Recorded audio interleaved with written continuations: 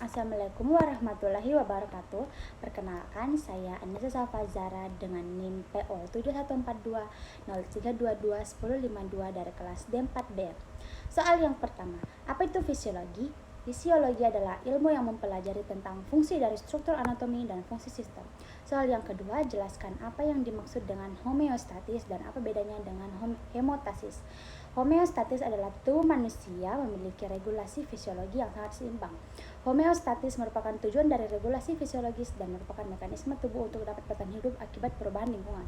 Perbedaan antara homeostatis dan hemostatis. Homeostatis membantu sistem peredaran darah untuk perfusi organ yang tepat, sedangkan homeostatis adalah mekanisme di mana sistem biologis mempertahankan keadaan keseimbangan. Soal ketiga, jelaskan apa yang dimaksud dengan mekanisme umpan balik negatif.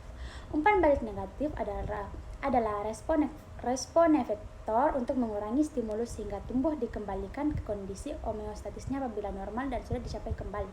Soal keempat, jelaskan apa yang dimaksud dengan mekanisme umpan balik positif. Umpan balik positif adalah respon efektor untuk meningkatkan perubahan dari stimulus tubuh bergerak menjauhi dari homeostatis dan berguna untuk mempercepat proses. Soal yang kelima, analisis perbedaan antara umpan balik negatif dan positif.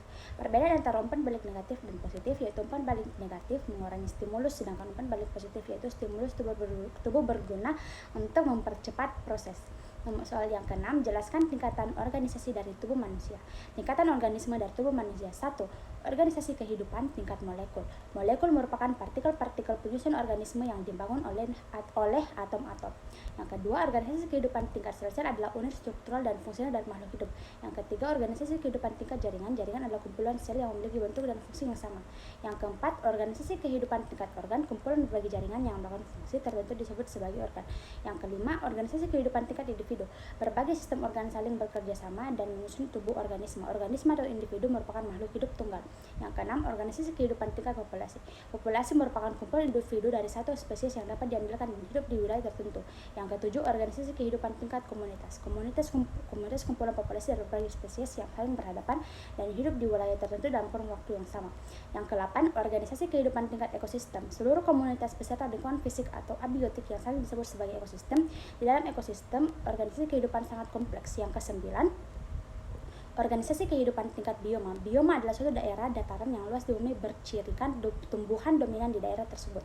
Yang ke-10, organisasi kehidupan tingkat biosfer. Keseluruhan bioma atau seluruh organisme di bumi beserta tempat hidup yang termasuk atmosfer, hidrosfer, dan litosfer disebut dengan biosfer. Sekian, wassalamualaikum warahmatullahi wabarakatuh.